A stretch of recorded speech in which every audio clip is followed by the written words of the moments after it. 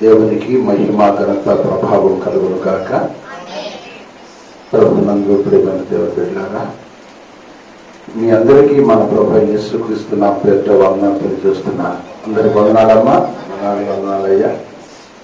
ఈరోజు ఆత్మీయ కుమారుడైన శేఖర్ బాబు, మట్లపూడి శేఖర్ బాబు దేవుని పరిచయలు వాడబడటానికి ఈ కార్డ్లెస్ మైక్ను వారు తీసుకొచ్చారు.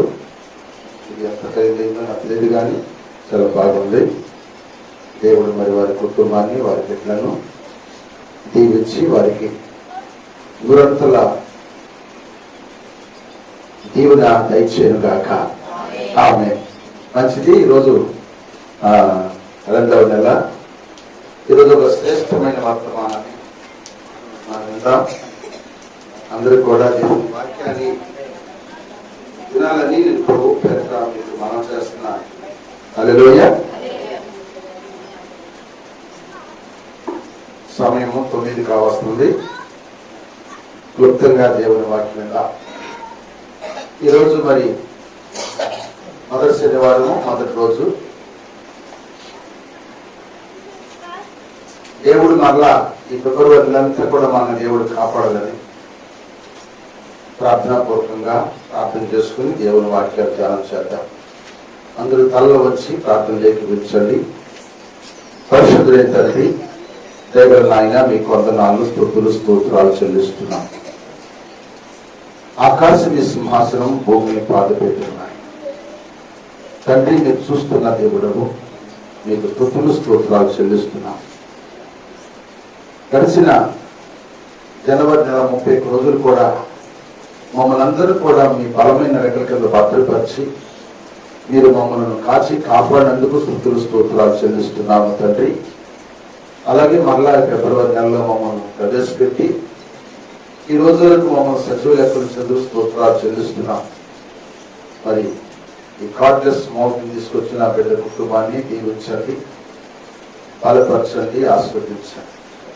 ఈ పరిచయకు ఉపయోగపడే ప్రతి ఒక్క పనిముట్టు నాయన ఎంతమంది ఎత్తుకొచ్చి ఇచ్చారో వారందరి కుటుంబాలను కూడా మీరు ఆస్వాదించండి.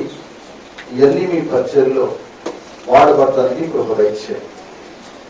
అయినా ఈరోజు మాతో శ్రేష్టమైన వర్తమానం మేమందరం వినేటట్టుగా, ఆసక్తి ఉండేటట్టుగా కృప దయచేయమని, మీరే మాట్లాడమని యేసుక్రీస్తు నామమున అడుగుతున్నాము తండ్రి.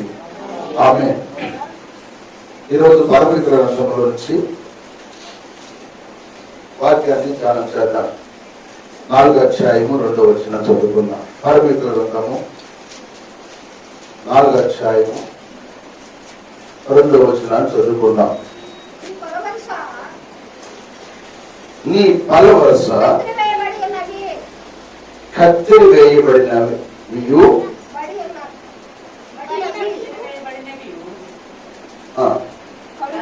కడగబడి అప్పుడే పైకి వచ్చి నవియునై జోడు జోడు పిల్లలు కలిగి ముఖదానినైనా పోగొట్టు కనుక సుఖముగా ఉన్న గొర్రెల కడుపులను పోలి ఉన్నది. ఇప్పుడు ఏదోతో నెల చెప్పండి. నీ పలు వరుస కత్తిరి వేయబడి నవియు కడుగుబడి అప్పుడే పైకి వచ్చినట్టు నవ్వునాయి. జోడు జోడు పిల్లలు కలిగి ఒకదాన్నైనా పోగొట్టు కనుక సుఖముగా నున్న గొర్రెల కడుపులను పోలి ఉన్నది. మంచిది. అందరూ కూడా కొద్ది నిమిషాలు నా వైపు చూడండి. దేవుని వాక్యాన్ని మనం కొద్ది నిమిషాలు ధ్యానం చేద్దాం. ఈ పరమిత్ర గ్రంథాన్ని అందరూ తెలుసు, నేను చెబుతూ ఉన్నాను. ఈ పరమిత్ర గ్రంథం పవిత్రమైనది, పరిశుద్ధమైంది. పరలోక రాజ్యానికి ప్రయాణం చేయడానికి మనకు అవకాశం ఉన్న గ్రంథం.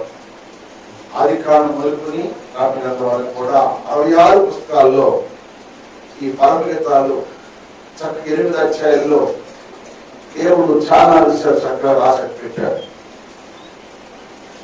మరి ఈ పరమిత గ్రంథము మహాజ్ఞాని సొలొమోను మనకు తెలుసు.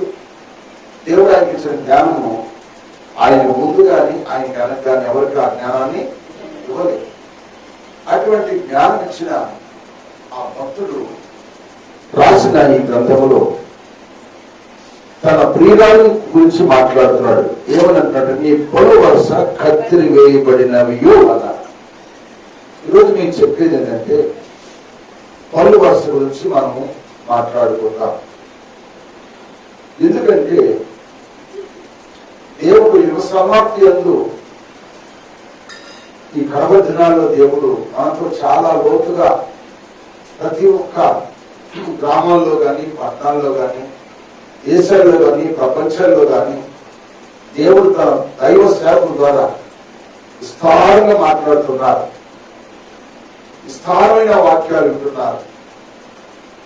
కనుక ఈ వాక్యం ద్వారా మనము కూడా బలపడటానికి ఇక్కడ యుగాలు ఉన్నవి. ఎన్ని యుగాలు అంటే 7 యుగాలు ఉన్నాయి. మొదటి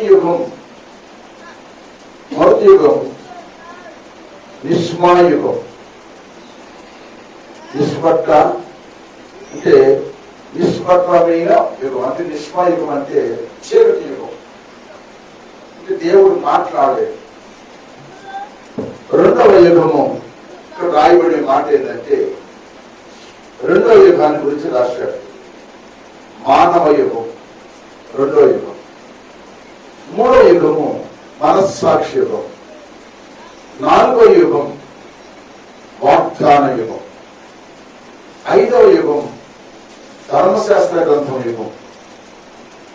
ఆరో యుగము కృపాయుగము.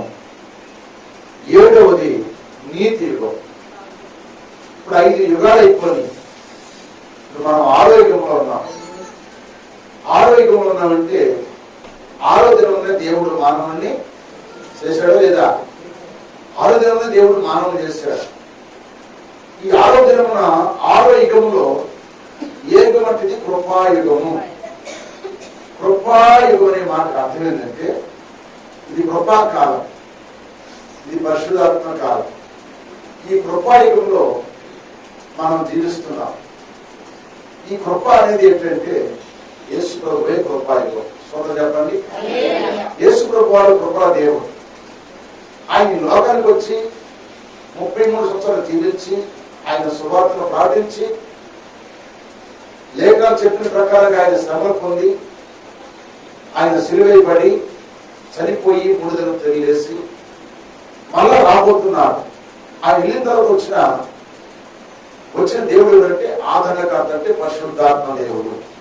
ఈ పరిశుద్ధాత్మ దేవుడే కృప. కృప. ఇది కృపాయుగంలో ఉన్నాం మనం. ఈ కృపాయుగంలో మనము జీవిస్తున్నాం. కృప అనేది ఇప్పుడు యేసు ప్రభువు పరలోకి వచ్చి భూలోకి వచ్చినప్పుడు 3 తీసుకొచ్చాడు. ఏమిటి ఆ 3 అంటే ఒకటి కృప, రెండవది ఏం తీసుకొచ్చాడంటే మహిమ, మూడవది ఏంటంటే ప్రభావం. ఈ 3 ఆయన తీసుకొచ్చాడు యేసు ప్రభువు. అంటే ఇప్పుడు కృప ఉంది, మహిమ ఉంది, ప్రభావం ఉంది. కృప అని మాకు అర్థం ఏంటంటే హృదయానికి సాదృశ్యం. కృప అనేది సాదృశ్యం, హృదయానికి సాదృశ్యం. ఇప్పుడు మహిమ నాలుగులకు సాదృశ్యం. మహిమ. మూడవది ప్రభావం. దేని సాదృశ్యం అంటే శరీరానికి సాదృశ్యం. నేను ఇక్కడ నుంచి మీకు చెప్తే కూడా పరిశుద్ధాత్మతో చెప్పే మాట్లాడి చూద్దాంటే లోతుగా ఉంటాయి అన్నమాట. ఈ ఎవరికి అర్థం అవుతుంది అంటే అనుభవం వెళ్ళిన వాళ్ళకి అర్థం అవుతుంది, కానీ తగ్గిన వాళ్ళకి అర్థం కాదు. ఇప్పుడు ఈ రాత్రి విశ్వాసం కనుక విశ్వాసం చెప్పే వాక్యం బైబిల్ని 3 విధాలుగా బోధించాలి. ఒకటి చరిత్రాత్మకంగా బోధించాలి, 2 అక్షరార్థంగా బోధించాలి, 3వది ఆత్మానుసారంగా బోధించాలి. ఇప్పుడు మన అందరం నేను బయటికి వెళ్ళినప్పుడు అన్ని జనులు ఉంటారు, రక్షణ పొందిన రక్షణ ఉంటారు కనుక అక్కడ చెప్పే సబ్జెక్ట్ వేరుగా ఉంటాయి, అక్కడ అలా చెప్పే వాక్యం వేరుగా ఉంటాయి. ఇది మన సంఘం. నాకు దేవుడు ఇచ్చిన ఆత్మీయ పిల్లలు అంటే మిమ్మల్ని పెంచమని ఇచ్చాడు దేవుడు, కాపరిగా ఇచ్చాడు, మందన కాయమని. కనుక కాపరి ఏంటంటే ఎప్పుడు మారు మనసు బాప్తిస్మము లేకపోతే ఆ జక్కే గురించో రక్తస్రావ గురించో లేకపోతే కుంటోడు గురించో గుడ్డోడు గురించో ఇప్పుడు నీకు అవసరం లేదు. ఇప్పుడు మీరు 10th పాస్ అయిన తర్వాత అక్కడ నుంచి క్లాసులు మారుతారు. ఒకరు బైపాస్ కడతారు, ఒకరు డాక్టర్ బస్ కడతారు, ఒకరు జగన్ కడతారు, ఒకరు రకరకాలుగా వెళ్తా ఉంటారు. ఎందుకంటే వాళ్ళు చేసుకున్న సబ్జెక్ట్ని బట్టి వాళ్ళకి వచ్చే ఉద్యోగాల గురించి చదువుతారు, కష్టపడి చదువుతారు. అలాగే మీరు కూడా పరలోక రాజ్యం వెళ్ళాలంటే మీరుగా నేను కానీ మీకు మంచి అనుభవంతో చెప్పాలి. 10 పాస్ అయ్యారు లేదు, ఇంకా 10 పాస్ అయిపోతే మీకు ఏ చెప్పారు, ఏం చెప్పాలి? ఆదాం గురించి, అమల గురించి, లేకపోతే జక్కి గురించి, రక్తస్రావ గురించి, దెయ్యాలు పెట్టిన వాళ్ళ గురించి చెప్పుకుంటూ రావాలి. ఏంటంటే తెలియని వాళ్ళకి తెలియజేయగలిగే. ఇప్పుడు మీరు ఎన్ని తెలుసుకున్నారు, మారుమనసు బాప్తిస్మం పొందారు కనుక మీరందరూ ఇప్పుడు పెద్ద చదువులోకి వెళ్ళాలి. పెద్ద చదువులోకి వెళ్తే పరలోకంలో మనకు ఒక గిఫ్ట్లు అన్నమాట. ఆ గిఫ్ట్లు సంతోషాలంటే పెద్ద చదువు చదవాలి. ఇక్కడ పెద్ద చదువు చదివితే వాళ్ళకి మంచి ఉద్యోగం వస్తుంది. అలాగే మనం కూడా ఇక్కడ పెద్ద చదువు నేర్చుకుంటే పెద్ద చదువులో మనం కూడా బలపడితే మనకి గొప్ప గిఫ్ట్లు భూలోకంలోని పరలోకంలో కూడా మనకి ఉన్నది. సంతోషంగా ఒకసారి కొత్త చెప్పండి. హల్లెలూయా, హల్లెలూయా. ఇప్పుడు కృప యుగంలో ఉన్నాం కనుక ఈ కృపలో ఇప్పుడు కృప దేని సాధులు ఏం చెప్పారంటే హృదయానికి సాదృశ్యం చెప్పారు. ఈ హృదయాన్ని గురించి భక్తులు ఇరిమియా అంటాడు ఒక మాట. ఈ హృదయం ఎటువంటిదంటే ఘోరమైంది, రెండవది వ్యాధి కలదు, మూడవది మోసకరమైనది. ఏది చెప్పాలి? ఏది? మనుషులు హృదయంలో ఉన్న హృదయమే వ్యాధి కలది, ఘోరమైంది, మోసకరమైంది. ఈ ఘోరమైన మోసకరమైన వ్యాధి గల ఈ హృదయాన్ని బాగు చేయడానికి కృప వచ్చింది. చెప్పండి, ఏమొచ్చింది? కృప వచ్చింది. ఇప్పుడు గుండె జబ్బు ఉంది, గుండె జబ్బున్న వాళ్ళకి వేస్తారు, ఆపరేట్ చేయాలి. వాళ్ళు పోతే ఇప్పుడు ఇంజక్షన్ చేస్తున్నారు. కొన్ని గుండె పగలదీసి ఏం చేయాలి? సర్జరీ చేసి ఏం చేయాలి? ఆ గుండెని బాగు చేయాలి. కొంతమందికి సర్జరీ చేసి బాగు చేస్తారు, ఒక నిలువునే బాస్తారు. కడుపులో గడ్డుంటే నిలువుగా బాస్తారు, అడ్డంగా బాస్తారు పిల్లలు తీయటానికి. ఆపరేట్ చేయాలంటే ఏం చేయాలి? ఇప్పుడు వాళ్ళకి చెప్పండి, ఏం చేయాలి? మత్తు పెట్టాలి. మత్తు లేకుండా చెప్తారా? మత్తు లేకుండా చెప్తే ఏమైపోతారు? అల్లాడిపోతారు, అరుస్తారు. అందరూ మత్తు పెడతారు.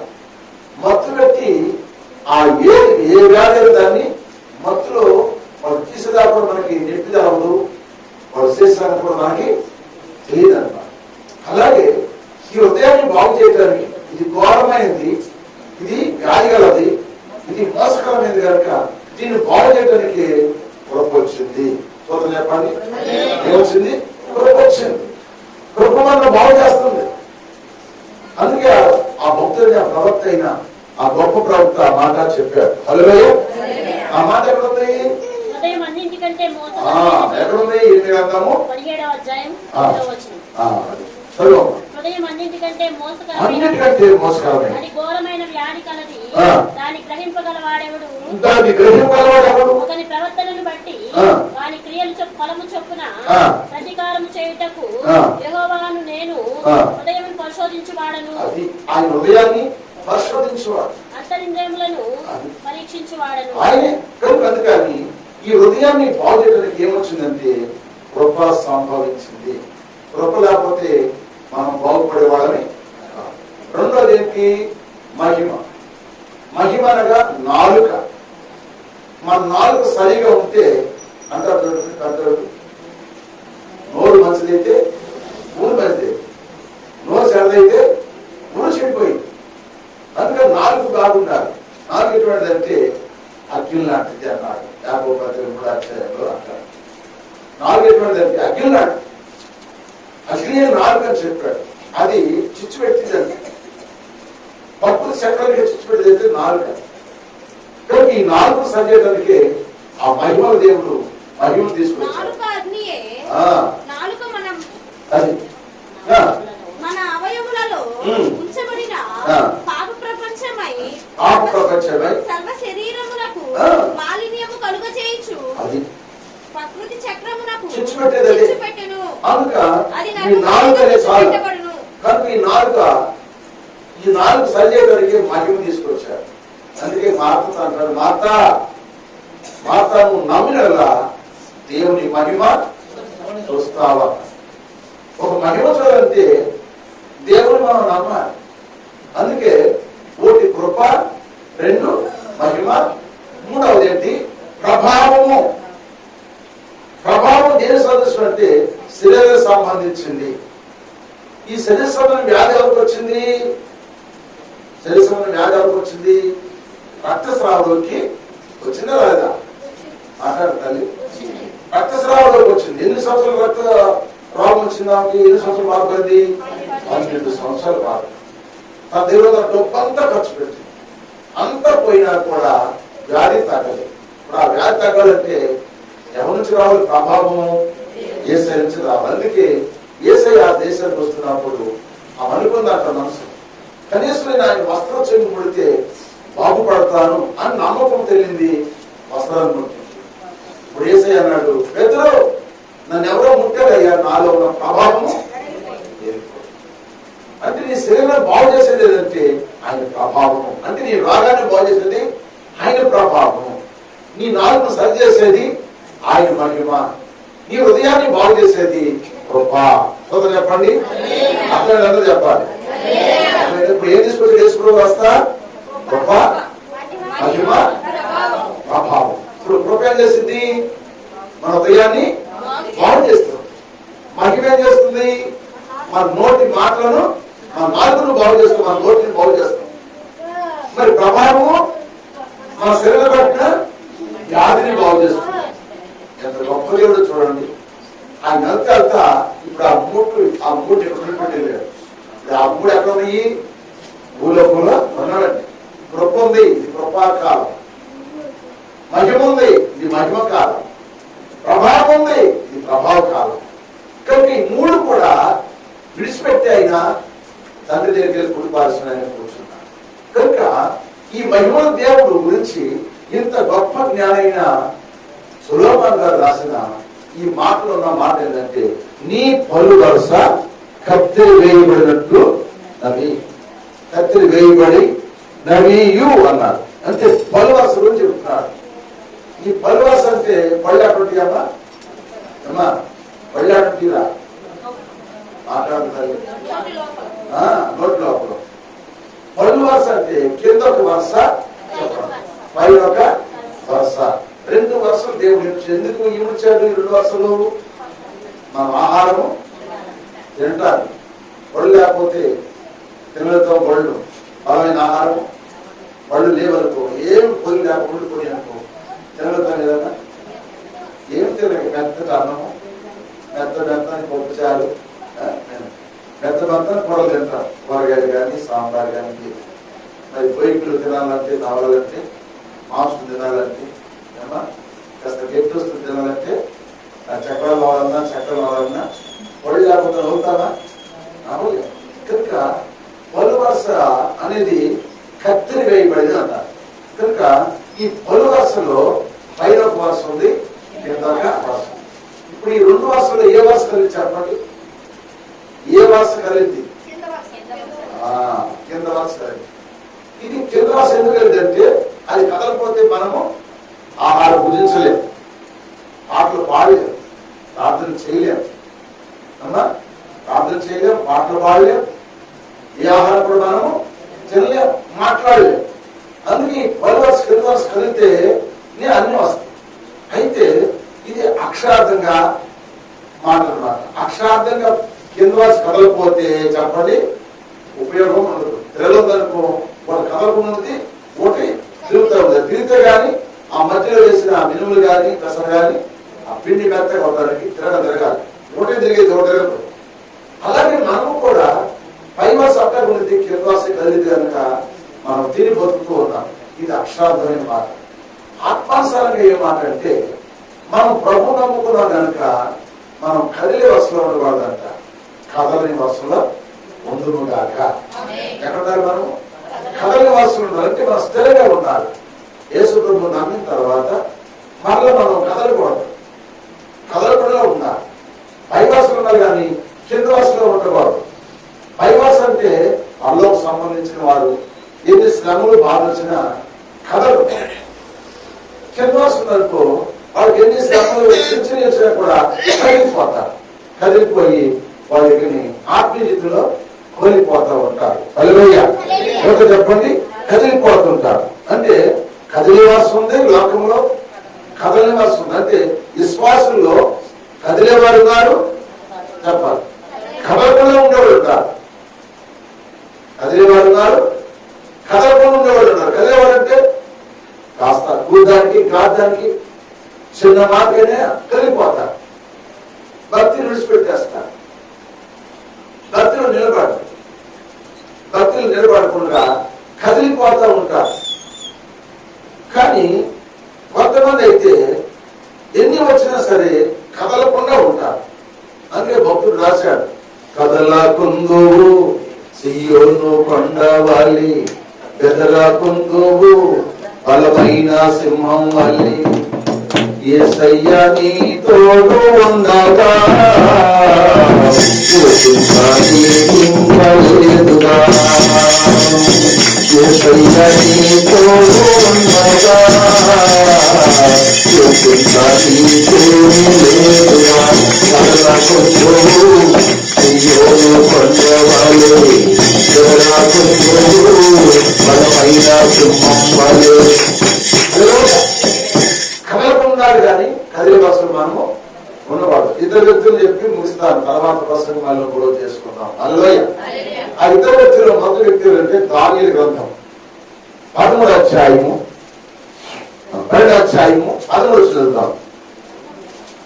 12వ అధ్యాయం 13 ఈ దాని గ్రంథంలో 12వ అధ్యాయం 13లో దేవుడు చెబుతున్న మాట ఏంటంటే, నీవు అంత్యము వరకు నిలకడగా ఉండిన ఎడల విశ్రాంతి ముందు కాలాంతమందు నీ వంతులో నిలిచెదవు.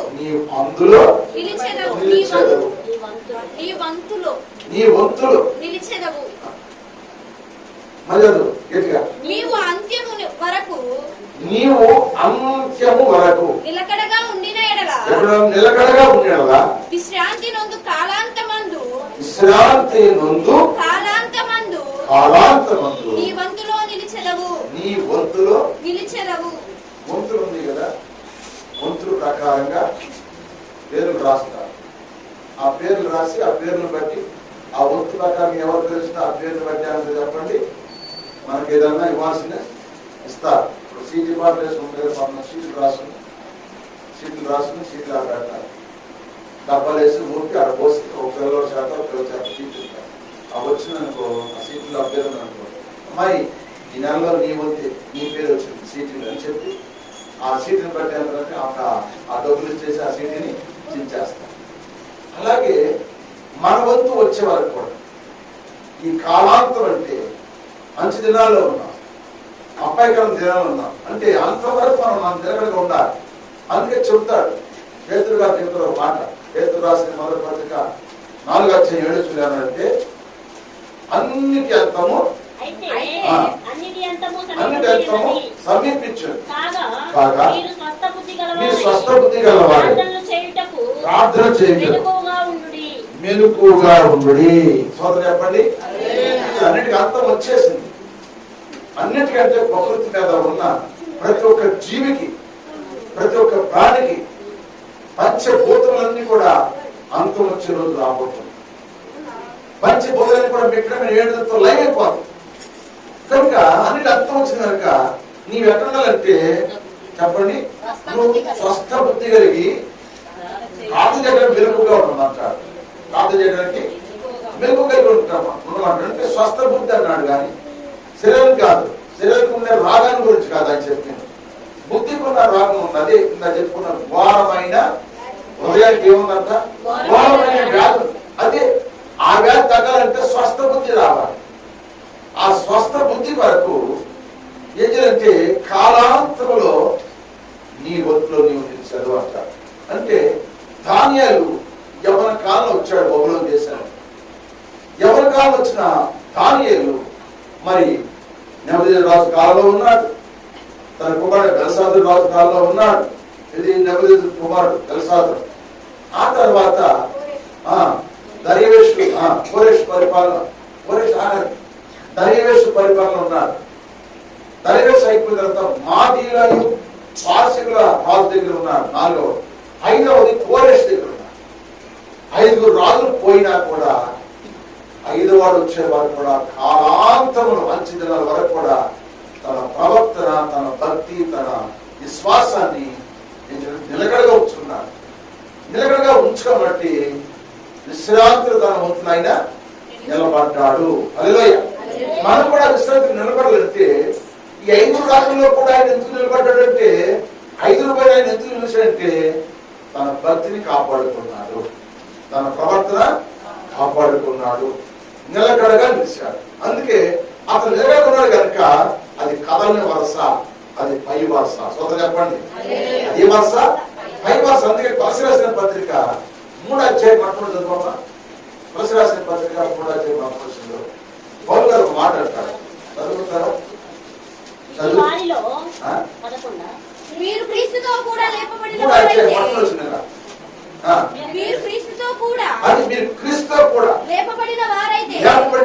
పైనున్న వాటినే వెతుకుడి. మరి ఇప్పుడు పై వరుసలో ఉంటారు. పైన ఎవరున్నారు అక్కడ చెప్తున్నాడు చదువు. అక్కడ క్రీస్తు దేవుని కుడి పార్శ్వమున కూర్చుని ఉన్నాడు. మన వరకు ఆ కృపల దేవుడు కృపను ఇక్కడ పెట్టాడు, మహిమను ఇక్కడ పెట్టాడు, ప్రభావం ఇక్కడ పెట్టి తండ్రి కుడి పార్శ్వమున కూర్చున్నాడు యేసు ప్రభువు. అందుకే నీవు క్రీస్తుకు లేపబడిన అయితే పైన వాటిని ఎక్కాలంటాడు. అంటే పైన క్రీస్తున్నాడు. ఆయన వచ్చి నీ కొరకు, నా కొరకు, నీ పాపం, నా పాపం, సమస్త పాపలని కూడా ఆయన భుజం మీద వేసుకుని మోసి ఆయన మన పాపాల కొరకు ఆయన చనిపోయాడు. మన పాపాల కొరకు ఆయన చనిపోయి ఆయన తండ్రి కృపాసన కూర్చున్నారు.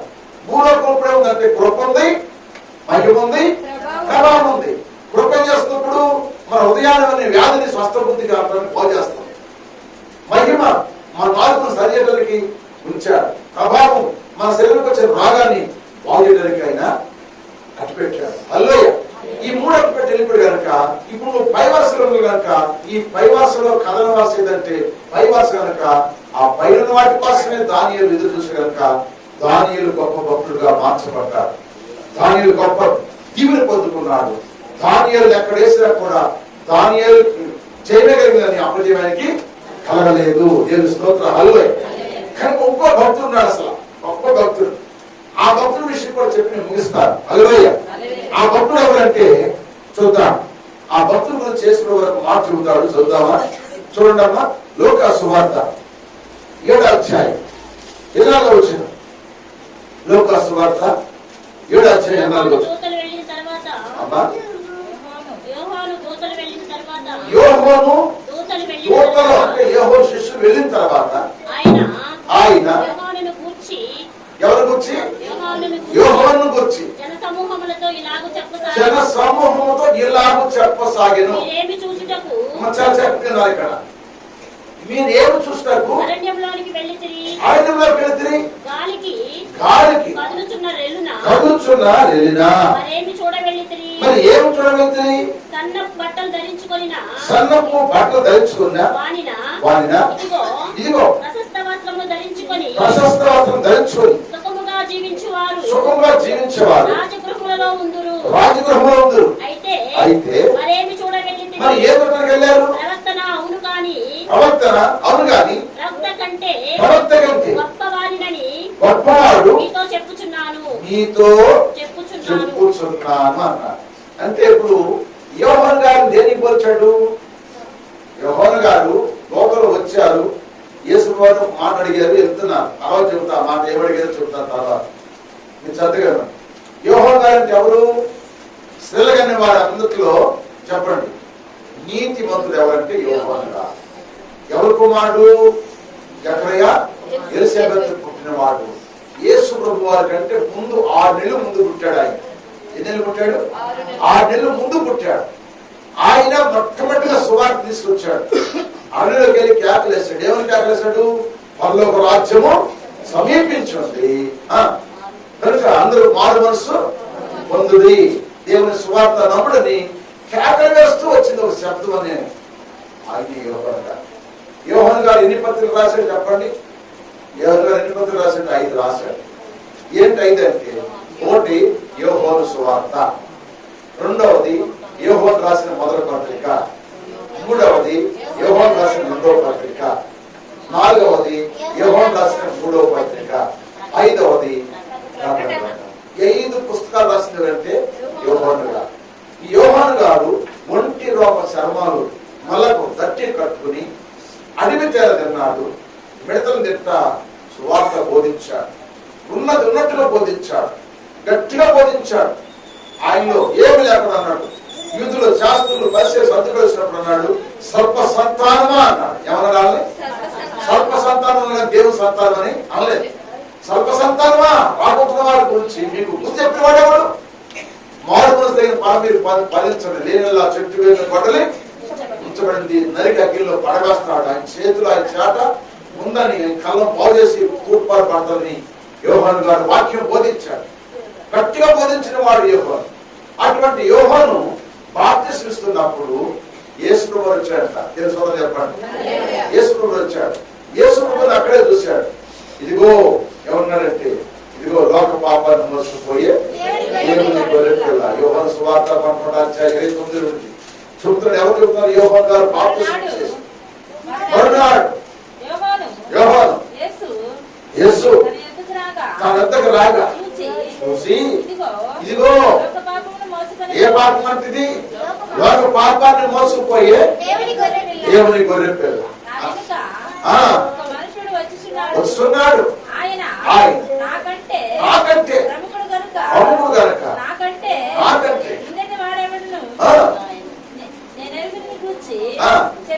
చెప్పితినో ఆయనే ఈయనని నేను ఆయన ఇశ్రాయేలుకు ప్రత్యక్షమవుటకు నేను నీళ్ళలో బాప్తిసం ఇచ్చుచు చెప్పాను. చూడండి, ఈయన గురించి చెప్పాడు. యేసు ప్రభువు గురించి చెప్పాడు లేదా యోహాను గారు? ఏమా అంటున్నారా? యోహాను గారు చెప్పాడు లేదా? ఎవరు గురించి చెప్పాడు? యేసు ప్రభు గురించి చెప్పాడు లేదా? మాట్లాడరా తల్లి? చెప్పాడు లేదా? చెప్పాడు. చెప్పిన తర్వాత ఇంతగా చెప్పాడు. ఆయన వచ్చాక అన్నాడు, అయ్యా నేను నీ చేత బాప్తిసం పొందాలనుకుంటే నీవు నా చేత బాప్తిసం పొందడానికి వచ్చాడంటే యేసే అన్నాడు, ఏమన్నా చెప్పండి, నీతి యావత్తు జరగాలన్నారు. అయితే అప్పుడు ఆయన బాప్తిసం తర్వాత ఏమొచ్చింది? పరలోకం నుంచి ఆకాశం తెరబడింది. పరిశుద్ధాత్మ పౌరు వలె ఆయన భుజం మీద వాలి కూర్చుంది. ఆత్మ ఆయన మీద నిలిచెను. నేను ఆయనను ఎరుగునైతిని గాని యోహాను సాక్ష్యం ఇచ్చుచు ఆత్మ పావురం వలె ఆకాశం నుండి దిగివచ్చుట చూసే ఆత్మ ఆయన మీద నిలిచెను.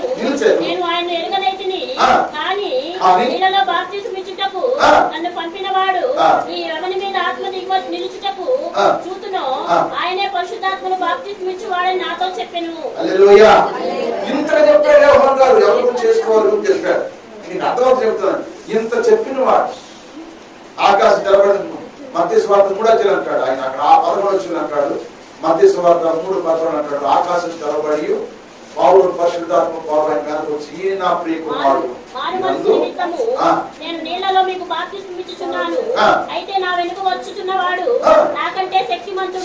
ఆయన చెప్పులు మోయటకైనను నేను పాత్రుడను కాను. ఆయన పరిశుద్ధాత్మతోను అగ్నితోను మీకు బాప్తిసం ఇచ్చును. ఆయన చేతిలో ఉన్నది.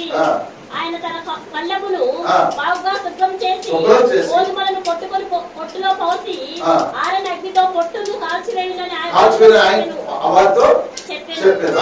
ఆ సమయమున యోహాను చేత బాప్తిస్మం పొందుటకు యేసు గలిలయ నుండి యోర్దాను దగ్గరనున్న అతని యొద్దకు వచ్చెను.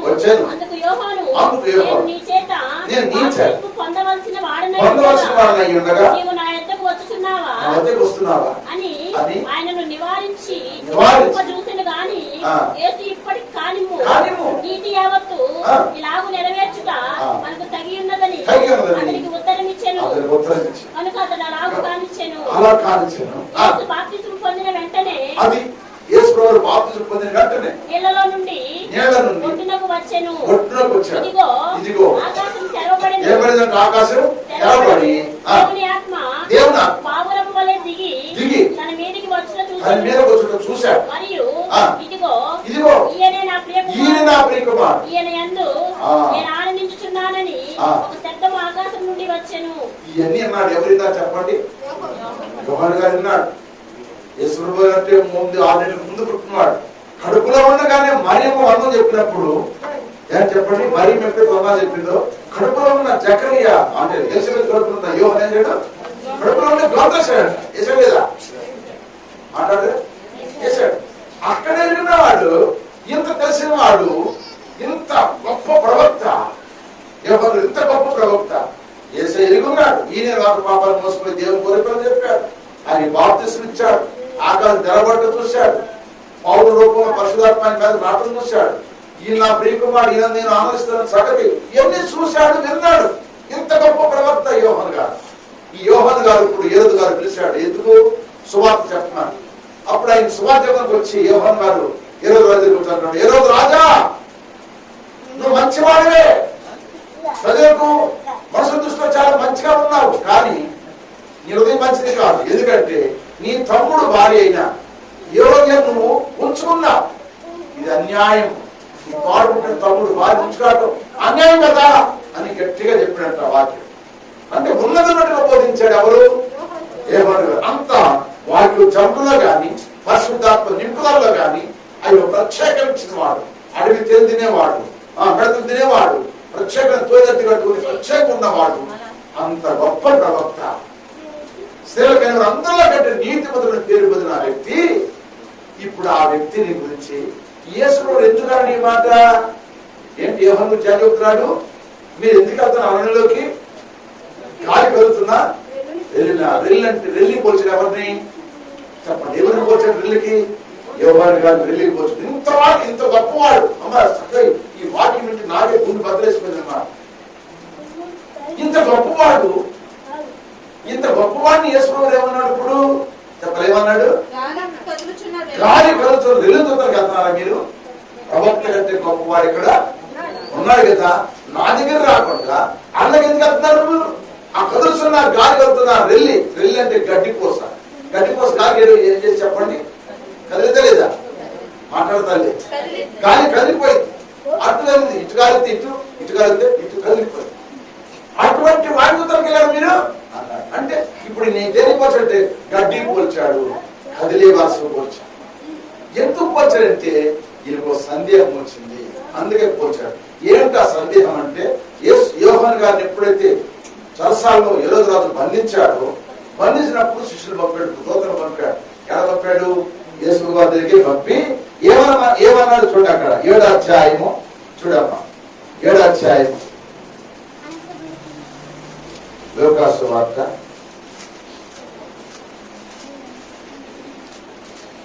19 చూస్తున్నాడు. 7వ అధ్యాయం 19. అంతట యోహాను తన శిష్యులలో ఇద్దరిని పిలిచి, అది దూతలన్నా శిష్యులను ఆ ఇద్దరిని పిలిచి, రాబోవు వాడవు నీవేనా? ఏమన్నాడు? ఇప్పుడు రాబో వాడవు నీవేనా? మేము మరి ఒకరి కొరకు కనిపెట్టవలెనా అని అడుగుటకు వారిని ప్రభువునద్దకు పంపెను. ఆ మనుషులు ఆయన యొద్దకు వచ్చి, రాబోవు వాడవు నీవేనా లేక మరి ఒకరి కొరకు కనిపెట్టవలెనా అడుగుటకు బాప్తిస్మం ఇచ్చు యోహాను మమ్మును నీ యొద్దకు పంపెనని చెప్పిరి. అర్థమైందా? అంటే ఇప్పుడు యోహాను గారికి ఏమొచ్చింది? మాట్లాడతాడు. యోహాను గారికి ఏమొచ్చింది? అంతకుముందు యోహాను గారు యేసు గురించి అని చెప్పాడు. మా విన్నారా? అంతకుముందు యేసు వారి గురించి ఏం చెప్పాడు? లోక పాపాన్ని మోసుకుపోయే గొర్రెపిల్ల అన్నాడు లేదా? పాపాన్ని మోసుకుని గొర్రెపిల్ల ఆయన చెప్పాడు లేదా? ఆయన బాప్తిజం ఇచ్చాడు లేదా? ఆయన చెప్పులు వారి ఇప్పటివరకు నేను పాత్రగా చెప్పాడు లేదా? ఆకాశం తెరబడటం చూశాడు లేదా? పౌలు ఆయన మీద దిగిరాటం చూశాడు లేదా? ఈ నా ప్రియకుమారుడి ఆనందం చెప్పిన మాట వినాలి లేదా? వినాలి లేదా? ఇన్ని జరిగిన వాడు, ఇంతగా చెప్పిన వాడు ఇప్పుడు నీకు జైలు వేస్తారకి అంటే జైలు అంటే శ్రమ వచ్చింది. ఎవరు చెప్పండి? శ్రమ వచ్చింది. శ్రమ వచ్చిన ఇప్పుడు ఏమన్నాడు? దూతలు పంపుతున్నాడు. అయ్యా దూతలు మీరు వెళ్ళి ఆయన కనుక్కోండి, ఈయనేనా ఇంకెవరి కోసం కొడాలా మాట అంటాడు. అంతటా ఇద్దరు పిలిచాడు. వాడు ఈయననా మళ్ళీ కొడాలా అంటే మీకు ఏమొచ్చింది చెప్పండి? సందేహం ఎందుకు వచ్చింది? ఇది శ్రమస్థల సందేహం వచ్చింది. ఏమొచ్చింది చెప్పండి? శ్రమస్థలకి సందేహం వచ్చింది కనుక ఇప్పుడు వేసుకోవాలి అంటున్నాడు. ఏమంటే ఇతను గాలికి కొట్టుకుపోయే వెళ్ళు అంటే చెప్పండి. కదిలే వాసులకు వచ్చాడు. ఎవరు చెప్పండి? అంత గొప్ప ప్రవక్త, అంత గొప్ప ప్రవక్త కదిలే వాసులకు వచ్చాడు. గొప్ప వాళ్ళే కదిలిపోతే మన అంతరాలు చెప్పండి చెప్పాలి. మన అంతరాలని వాక్యం అర్థమవుతుందని అలవాల్సినదని చెబుతున్నాను. ఇది చేస్తా. నేను 2 మాటలు చెప్తాను. ఎన్ని శ్రమలు వచ్చినా దానియేలు కదలవాసులో ఉన్నా. ఇప్పుడు ఇంకేమొచ్చింది? జైలు వేశారు అంతే. వేసారు చెప్పండి? సరసాలే వేశారు. సరసాలు వేసరికి అనుమానం వచ్చిందా లేదు? అవిశ్వాసం వచ్చిందా లేదా? అంటే ఈయనైనా ఇంకెవరు చూడాలి? నేను రాబోయేవాడు ఈయనైనా ఇంకొక ఎందుకన్నాడు? శ్రమస్థలకి నమ్మి చేసుకుంటున్నాడు. నమ్మనోడు ఈనాడు చాలా మంది ఉన్నారు. సోదరు చెప్పండి. శ్రమస్థలకి నిజదేవుడని అందరూ సాక్షించడం, అందరూ సాక్షించడం నమ్మాం, బాప్తిసం పొందాం, దేవుళ్ళు కొనసాగుతున్నాం. ఇప్పుడు శ్రమస్థలకి కదిలిపోతున్నామా లేదా? కదిలే వాసులు అంటే పరలోకం వాళ్ళేమో. సోదరు చెప్పండి. కదిలే వాసులు అంటే పరలోకము వాళ్ళేమో. సాగు అయినా బ్రతికైనా ఆయన కొరకే మనము జీవించాలి. యేసు ప్రభు వారు 2004 సంవత్సరాల క్రితం దారుణం వచ్చాడు. నమ్ముతున్నాను చెప్పాడు. ఆయన నీ నా పాపాలన్నీ కూడా కలవశీలు మన కొరకు ప్రాణం పెట్టడే చెప్తే నమ్ముతున్నాం. మరి తిరిగి లేచిన తర్వాత రాబోతుందంటే నమ్ముతున్నామా? మరి ఆయన ఇద్దరికి మరి కరువైనా, శ్రమైనా, నిందలైన, అవమానమైన, బాధలైనా అన్ని తట్టుకుని ఆయన కొరకు జీవిస్తావా? జీవిస్తా. ఇంత నమ్మి బాప్తిసం పొందిన మనం పరలోక రాజ్యానికి వెళ్ళాల్సిన మనం ఇప్పుడు మనకేమొచ్చిందంటే ఇప్పుడు సందేహము. యోహాను గారికి సందేహం వస్తే నీవు నేను ఏం చేస్తాను చెప్పండి? కనులారేసుకోవడం చూసిన వాడు, కనులారా గురించి చెప్పిన వాడు, జైల్లో పడేస్తానికి కొంచెం శ్రమిస్తానికి ఈయన ఇది కాదా? ఈయన ఏంటంటే నన్ను కూడా ఇప్పుడు రక్షించాలి కదా, నన్ను కూడా జైల్లో పడతానుగా రక్షించాలి కదా. మరి ఎందుకంటే నన్ను జైలు వచ్చి నన్ను రక్షించలేదని ఈయన సందేహం వచ్చే దూతల్ని పంపాడు. ఈ రాత్రి ఈ పలు వరుసలో నీలో నీకు చిన్న శ్రమ వచ్చింది. ఈ చులకైన శ్రమను చిన్న శ్రమ ఇస్తారు. దేవుడు ఉన్నాడు అంటావా? ఉంటే నాకు ఎందుకు వస్తుంది ఈ శ్రమ? ఎందుకు వస్తుంది ఈ బాధ? ఉన్నాడంటే ఒకప్పుడు నువ్వు అన్నావు, అయ్యో దేవుడు ఉన్నాడు, అయ్యో దేవుడు నాతో మాట్లాడాడయ్యో, ఆయన వెలుగును చూసేదయ్యో, ఆయన ప్రభావం చూసేదయ్యో, ఆయన మహిమను చూసేదయ్యో. అదే కాదయ్యో నా ఇంట్లో ఎన్నో అద్భుతాలు చేశాడయ్యో, నా రాగు తగ్గించాడయ్యో, నా బిడ్డను బతికించాడయ్యో, నా సమస్యను తీర్చాడయ్యో, నన్ను తలగా ఉంచాడయ్యో. ఒకప్పుడు లేని మనశ్శాంతి ఇప్పుడు నాకు ఇప్పుడు మంచి మనశ్శాంతి వచ్చింది అయ్యో అని సాక్షించిన మనమే ఇప్పుడు మరలా మనకు వచ్చేదానికి మనకు సందేహిస్తున్నాము, కదిలిపోతున్నాము. కదిలిపోతున్నాడు ఎంతమంది చేతులు ఎత్తండి? కదిలిపోతున్నాడు చేతులు ఎత్తండి. నేను కదిలిపోతున్నది నేను చేయొద్దే. నీ కథలు లేదా? నీ కథలు లేదా? కదలపోతే ఎత్తపడతారు. దేవుడు దీవించుగా గొప్ప గిఫ్ట్ పొందుకుంటారు. ఎక్కడ పొందుకుంటారు? అక్కడ పొందుకుంటారు. అర్థం చెప్పండి. ఎక్కడ పొందుకుంటారు? అక్కడ పొందుకుంటారు. కనుక కథల వరుసలో ఉన్నావా? కదిలే వరుసలో ఉన్నావా? అంత గొప్ప ప్రవక్తే చిన్న శ్రమస్తులు కదిలిపోయా. నీవు నేను కదిలిపోతున్నాం. ఈ కదిలిపోతున్న మన జీవితాలు సరిచేసుకోవడం వరకే దేవుడు మన ఈ నెలలో ఈ మొదటి రోజు దేవుడు నీతో నాతో మాట్లాడుతున్నాడు.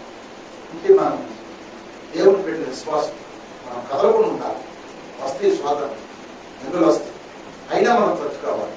మనం చేసుకున్న వారు ఆయన కొండ మీద ప్రసంగం చేస్తున్న మాటలు 5 అధ్యాయం తీసుకోవాలి. 5:9 చదవండి. 5 అధ్యాయం 9. సమాధానపరచువారు ధన్యులు, వారు దేవుని కుమారులు అనబడుదురు. నీతి నిమిత్తము హింసపడువారు ధన్యులు, పరలోక రాజ్యము వారిది. నా నిమిత్తము జనులు మిమ్మును నిందించి నిందలు పాలు చేస్తారు, నిందలు వేస్తారు. నువ్వు అంత మంచి వచ్చిన నీ మీద వేస్తారట, నిందలు వేస్తారు, నిందించి హింసించి బృందాలు హింసిస్తారంటే హింస అంటే అని చెప్పండి. హింస అంటే సాగుపట్టరు అని చెప్పండి. ఏంటి మాటతో హింసిస్తారు. నిజమేనంటగా మీ అబ్బాయి ఆటాడంటగా, మీ అమ్మాయి ఇట్లాడంటగా. తక్కువళ్ళు వచ్చే అమ్మాయి ఏంది వాళ్ళు అట్టనుకుంటున్నారు, ఎట్టనుకుంటున్నారు, అట్టనుకుని ఎట్టనుకుంటున్నారు. ఏంటి మీకు ఈ రోగాలు రావడం ఏంటి, ఈ అప్పులేంటి, ఈ సమస్యలు అనుకుంటున్నారు. ఏం నిజంగా దేవుడు ఉన్నాడు అంటారు మీ దగ్గర. నిందించేవాళ్ళు, ఒకటి నిందించేవాళ్ళు, 2 హింసించేవాళ్ళు. మూడవది మీ మీద ఎన్ని మాట్లాడి అబద్ధంగా మీ మీద చెడ్డ మాటలు కలిగినప్పుడు ఆమేన్. మీరు ధన్యులు, సంతోషించి ఆనందించండి. పరలోకమందు మీ ఫలము అధికమగును. ఆమేన్. హల్లెలూయా. నువ్వు సంతోషించి ఆనందించు. నువ్వు చేయనప్పుడు నువ్వు సంతోషించు, చేస్తే సరి చేసుకో. స్వతం చెప్పండి. చేసామనుకో మన మీద చెడ్డ మాటలు పలికరనుకో, నిజమే చెడ్డ మాటలు పలికరని సంతోషించు. ప్రవర్తన చదివేసుకోండి. ఒకవేళ మనం ఏ తప్పు చేయలేదు, మన మీద చెడ్డ మాట్లాడుకో, సంతోషించు. ఎందుకంటే చూస్తున్న ఆయన మనకి ఉన్నాడు కనుక ఆయనకి అప్పగిద్దాం. స్వాతం చెప్పండి. సంతోషించి ఎందుకు మనం తప్పు చేయనప్పుడు సంతోషంగా ఉంటమే. హల్లెలూయా. తప్పు చేయకుండా తప్పు చేసి అంటాడు అన్నప్పుడు ఇక ఆయన మీద మనం గుంచుకోవద్దు. ఆవిడ మనం ఏమన్నా దేవుడు చూసుకుంటున్నా, దేవుడికి అప్పగించు. దేవుడు ఒక రోజు తీర్పు చేస్తాడు. ఇక్కడే నీ కళ ముందు ఇక్కడే తెలుస్తాడు. అక్కడ దాకా వెళ్ళవసల్లా, ఇక్కడే తెలుస్తాడు. పూర్వ దినాల్లో ఇప్పుడు కనపడేది చేసిన కీడు, ఇప్పుడు కీడు ఇప్పుడే కనపడుతుంది. నెలలోనో సంవత్సరాలు కనపడుతుంది ఇప్పుడే. తొందర పడద్దు, దిగులు పడద్దు. దేవుడు చెప్తున్నాడు. చెప్పే కదా, ఇది కృపాకాలం, ఇది మహిమ కాలం, ఇది ప్రభావం కాలంలో ఉన్నాం కనుక నిన్ను ఎవరు నిందించినా హింసించినా నీ గురించి అబద్ధంగా చెడ్డ మాటలు పలికినప్పుడు సంతోషించాలి. ఇది కథల భాష. సోదరు చెప్పండి. అందరూ కలిగిపోతున్నాగా, కలిగిపోదా లేదా? మాట్లాడితే వచ్చుకుంటున్నావా? వచ్చా. అందుకని చెప్తుంది ఈ క్లాస్ అంటే ఇదే. మరి ఈ క్లాస్ నేర్చుకుంటేనే మరి పర్లోకం అనేది గిఫ్ట్లు పొందుతుంది. సోదరు చెప్పండి. ఇప్పుడు ట్రైనింగ్ పొందాలి. డాక్టర్ కోర్సు చదివి డాక్టర్ ట్రైనింగ్ పొందాలి. లాయర్ కోర్సు చదివి లాయర్ కోర్సు ట్రైనింగ్ పొందాలి. ఏమండి దేని కోర్సు ఉంటుంది, పెద్దగా కోర్సు ఉంటుంది కనుక దాని ట్రైనింగ్ పొందితే గానీ, దానిలో గెలిస్తే గానీ మనం దానికి అర్హులు కాదు. హల్లెలూయా. అలాగే మనం కూడా ఈ ట్రైనింగ్ లో మనం కూడా గెలిస్తేనే అర్హులు అవుతాము, హక్కుదారులు అవుతాం. లేకపోతే మనము అర్హులు కాము, హక్కుదారులు కాము. మనని కదిలివలసినట్టే దేవుడు ఏమన్నా చెప్పండి. యోహాను గారిని గడ్డి పోస్తూ వచ్చాడు. తెలుసుకోవద్దని చెప్పండి. ఏం వచ్చాడు? గడ్డి పోస్తూ వచ్చాడు. ఇప్పుడు మన కూడా గడ్డి పోస్తూ వచ్చాడు. తెలుసుకోవద్దని చెప్పండి. ఏమన్నా చూసావా? యేసురాసిన మొదటి పత్రిక మొట్టమొదటి 4 అన్నాడు, సర్వ శరీరులు గడ్డిని పోలి ఉన్నారు. సర్వ శరీరులు అందరం గడ్డిని పోలి ఉన్నవారు. వారి అందమంతా గడ్డి పువ్వులే ఉన్నది. గడ్డి ఎండును, దాని పువ్వును రాలును. రాలిపోతాం మనము. అయితే ప్రభు వాక్యము ఎల్లప్పుడు నిలుసునుగాక.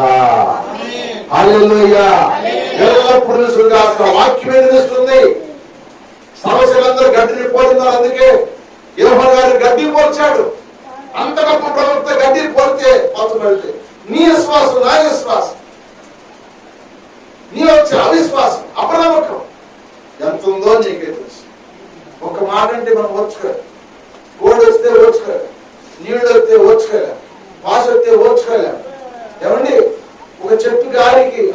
లేకపోతే ఈ చెట్టు అలకరేళ్ళు, ఈ చెట్టు ఎప్పుడు వెళ్తారు, ఆకంతా నేను ఓడాల్సి వస్తుంది అని మాట్లాడే కొంతమంది ఉన్నారు. ఆ చెట్టు పచ్చగా ఆ నీడ ఉన్నవాళ్ళు వెళ్ళాడు, కమ్మ నీడ వచ్చింది కూర్చునే వాళ్ళు. ఆ చెట్టు ఆకులు రాకుండా ఇప్పుడు ఓడవటానికి ఎవరో చెప్పండి, ఆ మీద చెట్టు మీద పెట్టి తిట్టేవాళ్ళు ఉన్నారు. ఏంటంటారా, విశ్వాసులు ఎంతో మంది ఉన్నారు.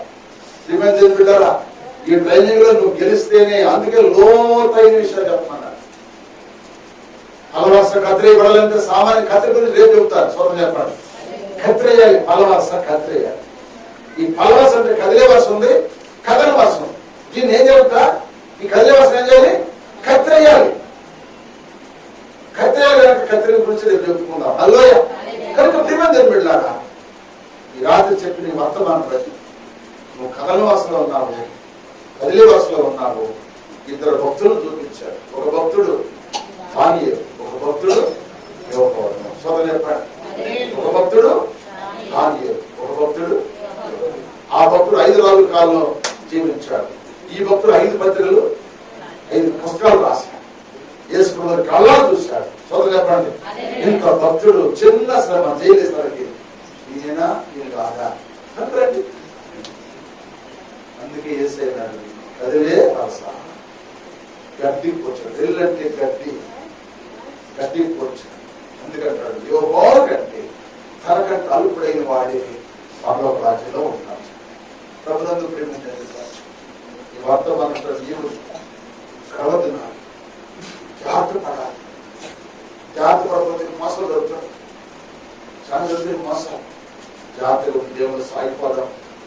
ఏ వసలో ఉన్నావు, ఈ వంతులో నీవు జాగ్రత్త పడి నువ్వు దేవుళ్ళు కొనసాగినట్లయితే దేవుడు తప్పక నిన్ను నీ కుటుంబాన్ని ఆశీర్వదించుగాక.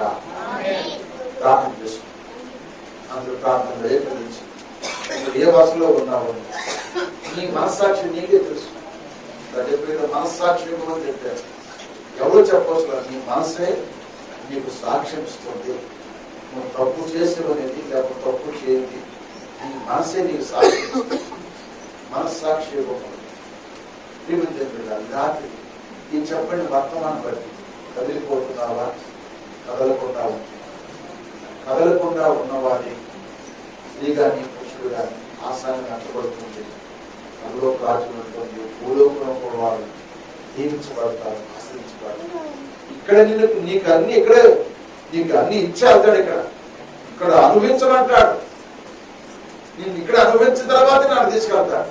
అక్కడ నువ్వు అనంతమంది నీ భక్తులు విశ్రాంతి నందుతువు. ఇక్కడ ఇస్తాడు, అక్కడ ఇస్తాడు. రాత్రి గొప్ప సత్యం విషయాన్ని మాకు తెలియపరచు. అయినా నా స్థితంగా కదిలే వరుసలో ఉన్న తర్వాత నేను యోహాను లాగా కదిలిపోకుండా, నా బ్రతుకు కదలకుండా, ఎవరు ఎన్ననుకున్నా దూషించినా, దేశించినా, బాధ పెట్టినా, ఎన్ననుకున్నా ఎవరి మీద నేను తిరుగుబాటు చేయకుండా నా విశ్వాసాన్ని కాపాడుకుని, మీరు నాకు ఇచ్చిన పిలుపుని బట్టి, నాకు ఇచ్చిన దర్శనం బట్టి, నాకు ఇచ్చిన ప్రొఫెషన్ బట్టి, నాకు ఇచ్చిన పని బట్టి ప్రభు నమ్మకంగా నేను పరిచయం చేయడానికి నాకు నీ ప్రభు దయచేయాలి. కాలాంతరంలో ఉన్న దానిలాగా కథల వాసులో ఉంటానికి ప్రభు దయచేయాలి. ఉన్నా లేకపోయినా, తినకపోయినా, వ్యాధిగ్రస్తున్నైనా, ఆరోగ్యవంతులైనా, నా గురించి ఎవరు ఎన్ననుకున్నారు నేను సంతోషించదట్టుగా నాకు తట్టుకునే శక్తిని నాకు దయచే ప్రార్థన నేను ప్రార్థన చేసుకున్నాను. మీరు కూడా ప్రార్థన చేసుకున్నాను. కథల వాసులు కదిలే వాసులు అంటే ప్రార్థన చేసుకున్నాను. అందులో ఏమి విధ ప్రార్థన చేసుకుంటాను. ఏ విధంలో ఉన్నావో నీకే తెలుసు. మాటలు తొందరపడుతున్నావు, సూపులు తొందరపడుతున్నావు, హృదయ ఆశపడి తొందరపడుతున్నావు, చేసే క్రియలు తొందరపడుతున్నావు, వాకి పెడుతున్నావు. నీవు నీ కడవ దినాలు మనం ఆ డాక్టర్ కావాలంటే, లేకపోతే ఒక ప్లేటర్ కావాలంటే, ఒక జడ్జి కావాలంటే, ఒక గొప్ప సైంటిస్ట్ కావాలంటే, ఒక ఇంజనీర్ కావాలంటే వాళ్ళంతా కష్టపడి చదువుకుంటున్నారు. నేను కూడా చదవాలి, నేను కూడా నేర్చుకోవాలి, వినాలి.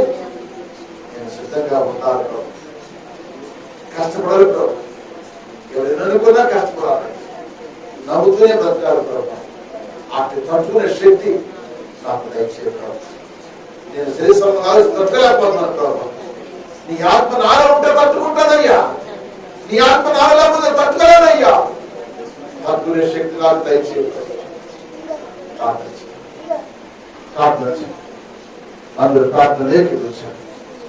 మా నిశ్శబ్దం మౌనం పెట్టారు. వాటిని కూడా నోటీస్ ప్రార్థన చేస్తే మీ నోటి వచ్చిన కాలిపోతాయా లేకపోతే మీ కొరలు ఎక్కడ తగ్గిపోయి కూర్చిన అందరికీ నీ కదలని వస్తున్న ఉండడానికి పరిశుద్ధాత్ముడు మన సహాయం చేయగాక. ఆమె ప్రదేశ రక్తమే రక్తమే ప్రదేశయ్య నామం సంపూర్ణ కలుగును గాక. ఆమె హల్లెలూయా హల్లెలూయా హల్లెలూయా. అందరూ పదనాలమ్మా.